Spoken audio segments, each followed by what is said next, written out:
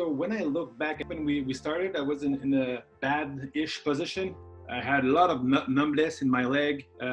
Lower back was really, it's been an issue for forever, but it was really something that was holding me back of enjoying small details, like no more bike, no more skiing, no more jogging. It's a little bit like you. I see you're training a lot, you're having fun a lot in the gym, and then one morning somebody tells you things won't be the same anymore.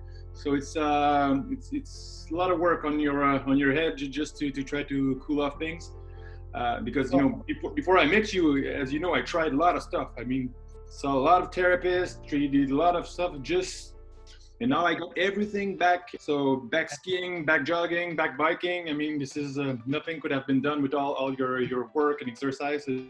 Of course, you need to do them, but you need to have a good strategy. But I don't know how to fix it. I don't know how to work it out. Those tools I didn't have before, even if I was stretching. I've been doing yoga for 10 years and all that, but I didn't have the proper toolkit. I mean, this has been a wonderful 6 months, and I see progress every day. As I see progress overall, I'm really happy. This is an amazing result. And thanks again for everything. Seriously, I'm really grateful for everything you did. Your plan and everything works great.